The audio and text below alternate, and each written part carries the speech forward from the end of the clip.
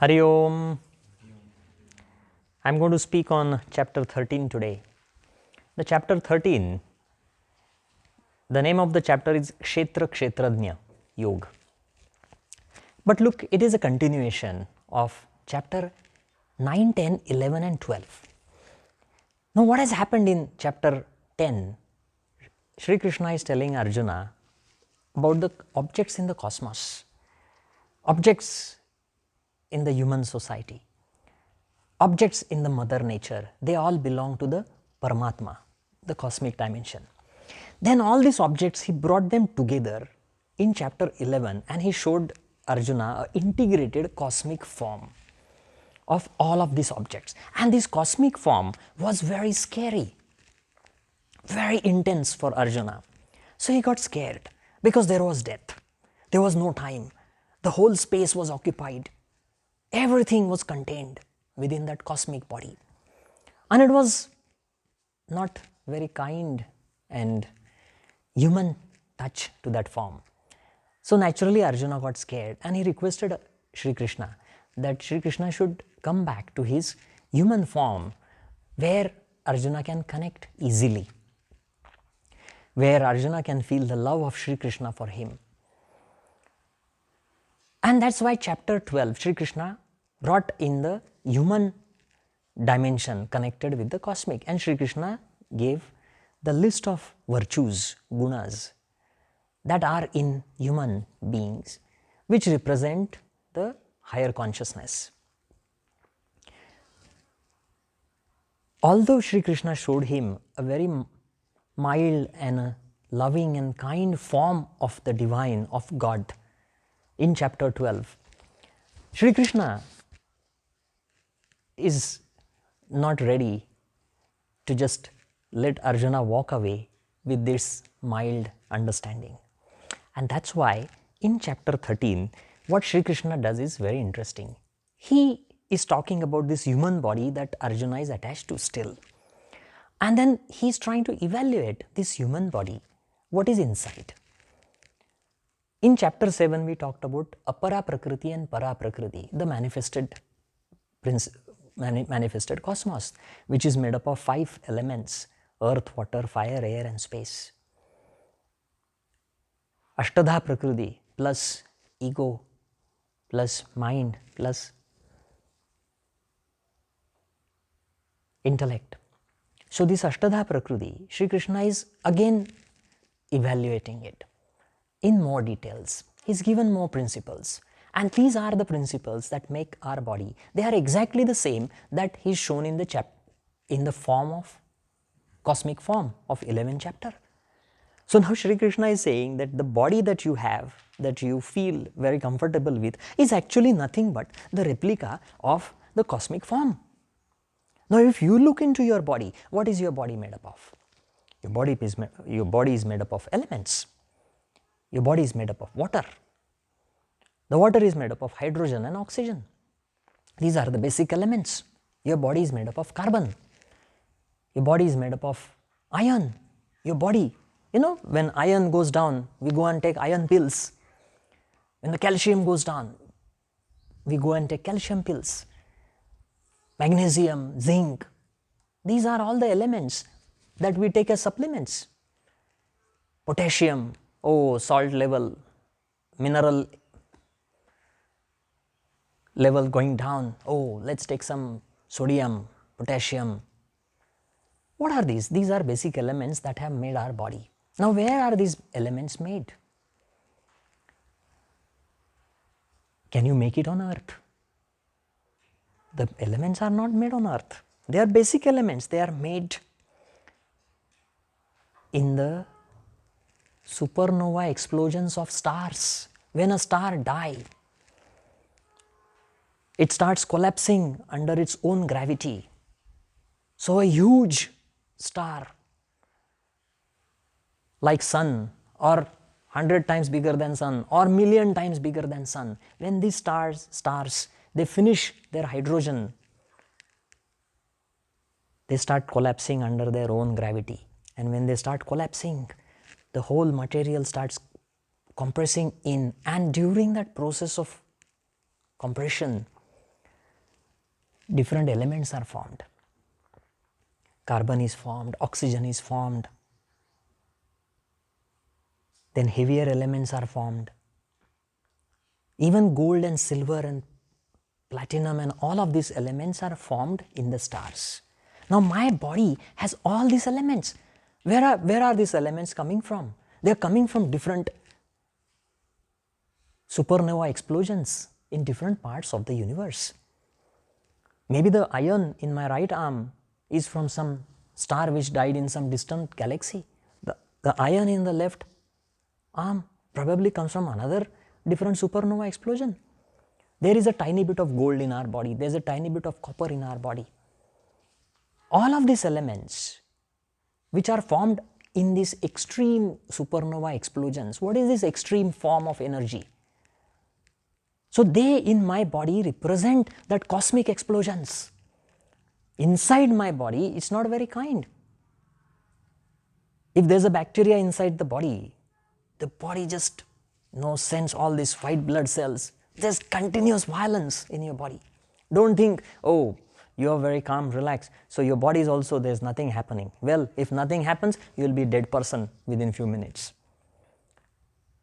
Super explosive mechanisms in the body, billions of neurons, billions of cells,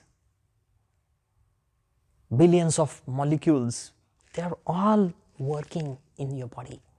There's continuous energy movements, there's fire in your body. So your body is nothing but a copy of this cosmic form that Sri Krishna showed in chapter 11. But this body is all interconnected to Kshetrajna. Kshetra is body and Kshetrajna is that Atma, that divine consciousness, or as per the Sankhya philosophy, because in chapter 13 Sri Krishna has talked about Sankhya philosophy, Purusha and Prakruti. Purusha is that pure consciousness and Prakruti is this body or manifested nature. So there is this divine dimension inside us which connects all of these different parts of the body and functions of the body. And Sri Krishna says to know the relationship between this Atma or Purusha and Prakruti or the body or the Kshetra is a complete wisdom. And the one who knows that is self-realized. Because once he knows who is this divine Purusha or Atma, he is connected with the cosmic. The moment he knows the dimension of his body, he is again connected with the outside. So in chapter 7 we saw the definition, Jnana and Vijnana together is self-realization. Jnana is the knowledge of the self and Vijnana is the knowledge of the cosmos. Again, Sri Krishna is saying this in a little different way. Again the question comes, okay, you have this knowledge of the body and the owner of the body. What happens? Sri Krishna says that the virtues manifest because this understanding, this wisdom changes the way you act, the way you feel, the way you think, the way you express your emotions, the way your karmas are, the way your reactions are. Everything is transformed because of this knowledge. What happens? First virtue. Again these virtues are similar to the virtues in chapter 12. Slightly in different tones he has expressed it. The first, he says, the one who has no pride. One means the one who is very humble, the one who has no ego, the one who follows ahimsa, non-violence. But what is this idea of non-violence? Idea of non-violence is respecting the other life like you respect your life. So this mutual respect that comes with understanding of the connection of yourself with the every living being, that is non-violence. It's a little different tinge of non-violence. Then Kshama Shilata, the one who is forgiving. We have talked about it. Then Rujuta is another new word he's used, new virtue he's given. Rujuta is the one who is very clean in his mind. This cleanliness of the mind brings that purity, like there is a water reservoir. And if there is no dirt and no currents in the water stabilizes. And then you can see the bottom of that water reservoir, or you can see the depth. That is exactly how the mind of a yogi looks like. It's so deep, it's so pure, it's so clean. So if you look, you can see that depth. At the same time, you can see your own reflection. Then the one who respects wisdom and knowledge, the knowledge of the cosmos, the knowledge of everything, the one who processes all this information with respect and who respects the people who have that knowledge. It's a very important virtue that when we gain something new, we are humble. Because if we are humble, if we are respecting, then we learn more. Because that time we are more open. If I am closed because of my ego, then I will learn much less. The one who is very stable, then the one who is very restrained. I explained this restraint, Sanyam, in chapter 12 again. So this Sanyam is the control, it's not the expression or suppression. Like I have my tongue. My tongue can only tell me the taste of the chocolate. Sanyam, the restraint, says how much to eat. My tongue has no authority to tell me. This is restraint. What to see or what I see, what it is, my eyes can tell. But what I should see, my eyes cannot dictate. Oh, I want this beautiful thing here. Okay, if that thing is beautiful or not, that your eyes can tell you. But what to see, your eyes can't dictate. That's why people say always, oh, I only want to see this. Oh, I only want to see this. Oh, I only want to watch everything on iPhone 10. No other phone. This is a problem. The next is Vairagya. Now, Vairagya is, again, I have explained it, non-attachment. Vairagya, it's a very important word. Patanjali has used it. Bhagavad Gita, Sri Krishna has used it, Abhyasa and Vairagya. So Vairagya is that non-attachment. It's like the actor who is acting in a movie. When he acts in a movie, he is non-attached because he knows it's just acting. So though he may cry there, he is actually not affected by that story because it's just a story for him. Vairagya is exactly like that. The one who lives in his life, walks in his life, forms relationships as actor, non-attached. You are there, but you know that's not you. You are in reality the cosmic dimension, Atma. So this is Vairagya. Then Nirahankarita, egoless state.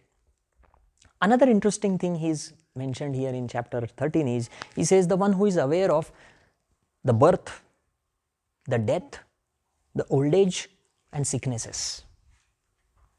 He is wise.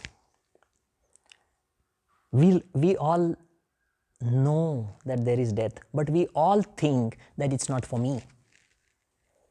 It will never come to me. That's how I think about it. The old age is there, but it will never come to me because someday someone from the medical field will find out some wonder drug that will make me live forever. This is what I think. Next, the one who has no attachments with the family, the one who has no attachment with his house, with his money, with his whatever is achieved. The one who has balanced state of mind, gain or loss, is balanced. The one who always thinks about the Paramatma, the one principle, the divine principle, always, everywhere, all actions, all thoughts, even breath, he is always thinking about this one principle. So he is experiencing this oneness in every action.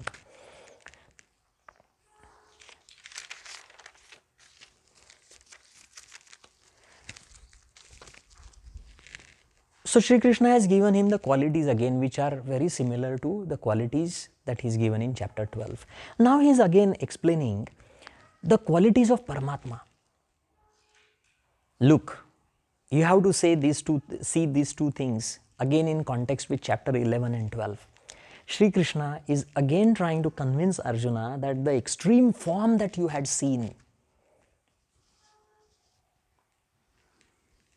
actually manifest in a softer way also. See, we really can't understand this cosmic form. We just heard it.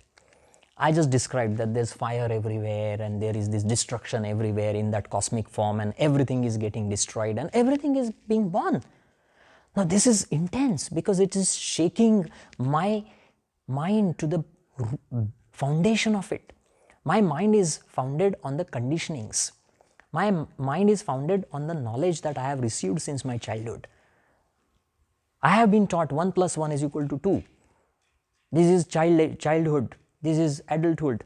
This is my chocolate. This is my money. This is my little house. Now everything.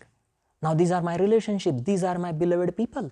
Now if everything is suddenly shown as completely destroyed, anyone will be scared. So Sri Krishna understands that Arjuna's mind must have had some terrible experience because his foundations and his conditionings and his learnings of life have suddenly vanished in that cosmic form. So he needs to make him more calm and relaxed. That's probably why he's telling qualities of Paramatma again in a softer way. He says Paramatma is like Amrit, immortality, the nectar of immortality. If you drink Amrit in yoga, that's the concept of highest joy, happiness. So he says Paramatma is that highest happiness. He says Paramatma is that eternal truth. You're searching for truth. What is truth? Only the truth is Paramatma. When I am looking at the sun, I see sun as only this big, probably this big, probably this big. Is it truth or not truth? I see it, that's my truth. But in reality, if you go close, it's so huge, so big. Sun is so big, we know it. So what is the truth? The only truth is Paramatma. It's everywhere and it's omnipresent, it's infinite. It's inside the living being and outside the living being. He says Ati Sukshma, it's very, very, very small. This is interesting because he's shown Paramatma's form as the infinite one and now he's saying it's very, very, very small. Understand this. Just Big Bang theory concept that everything is contained within a very, very, very, very, very small particle which is infinitely dense and infinitely hot. We don't know the size of that particle, but it's very small. This is what he's saying. Paramatma is very small and the whole cosmic form which is full of energy, pure energy, very scary, is contained within that small particle. This is Big Bang. It's beyond intellect. It's difficult to understand and grasp with the intellect because intellect is based on your sensory organs. What you see, what you hear, what you feel, what you touch, what you smell, what you taste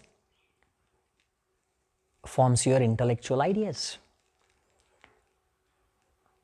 So Paramatma, the divine dimension, cannot be understood with the sensory organs or with your intellect. Sri Krishna says that Paramatma is very close, but it's very far at the same time. It's pure light. Paramatma, this divine dimension, is the goal of life. But the path that you walk is also Paramatma. What you achieve is also a form of that same.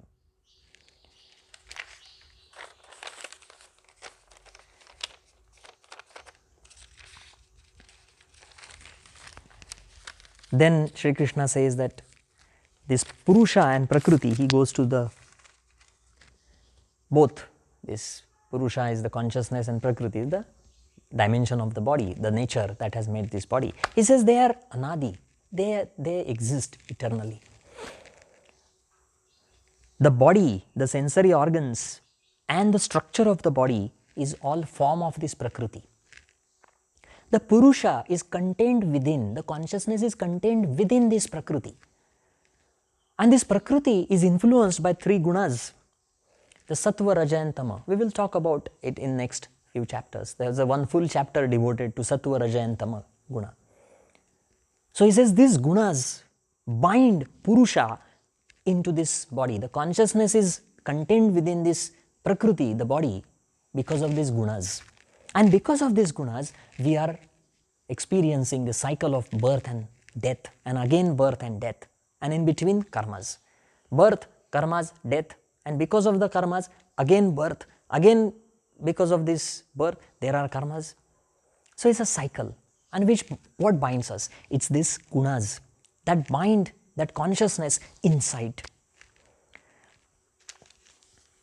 But look, this Purusha, this consciousness is the one who is controlling everything inside your body. The one who brings you the I awareness is the consciousness. Everything in your body,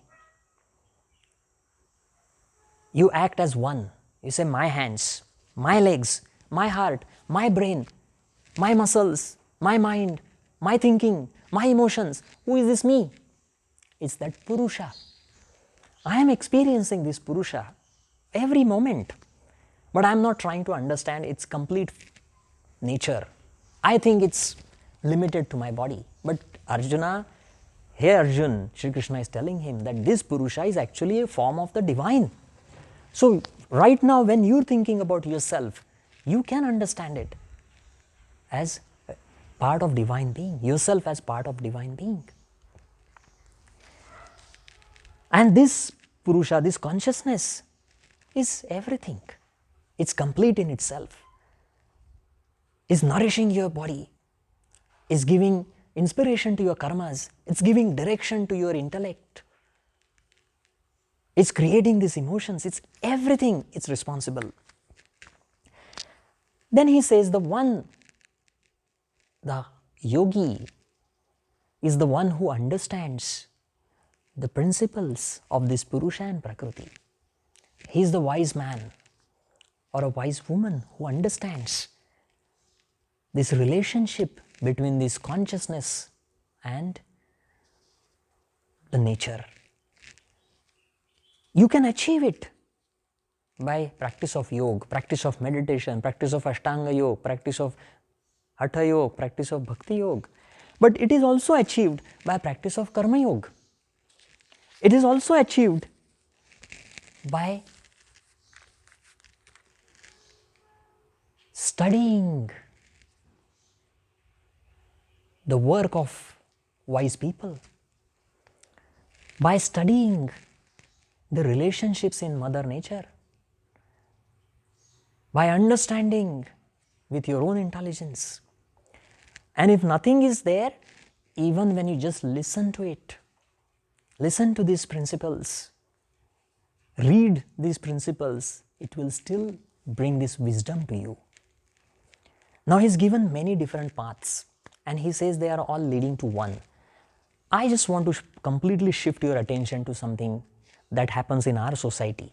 Look around. What is education in our society? What are we learning? We're learning physics. What is physics?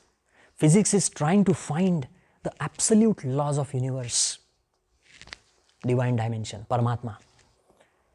They are trying to find the origin of the universe, the direction of the universe, which is again Paramatma. They are trying to understand Big Bang and Big Crunch. What is the other subjects, chemistry, mathematics, they are all supporting this journey. We are all trying to find the absolute things. Let's talk about medical science. What is medical science trying to find out? Medical science is trying to make everyone happy, healthy, live longer, especially healthy and live longer. That is the dimension of immortality, which is again Paramatma. Look at the arts and music that we have in our life. That is to bring that happiness. We try and find happiness in all these dimensions. What is that happiness? It's the dimension of Paramatma. The philosophies, the ideologies that people have in our world, any ideology, take it, socialism, communism, this, that, whatever is the ideology, what are they trying to do? There is a concept of equality somewhere. There is a concept of happiness somewhere. There is a concept of making your life complete in a way. There is a sense of connection. These days there's lots of activists who are working and fighting for the mother nature. Again, you can see the same dimension. So even if you look around in the world everywhere, whatever efforts we are doing as human beings, they have some dimension of Paramatma connected with it. And that's why these virtues of Paramatma, or sorry, not virtues, qualities of Paramatma, the qualities of the nature, they are very important for us.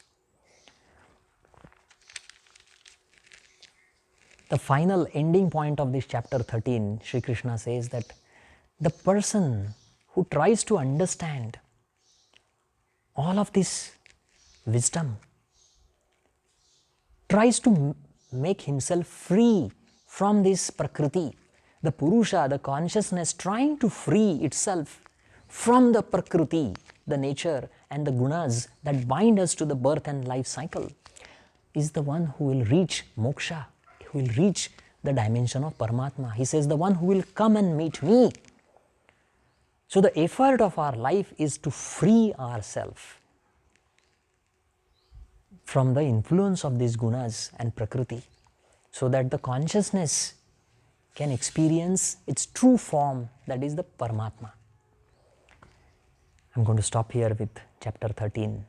Hari Om.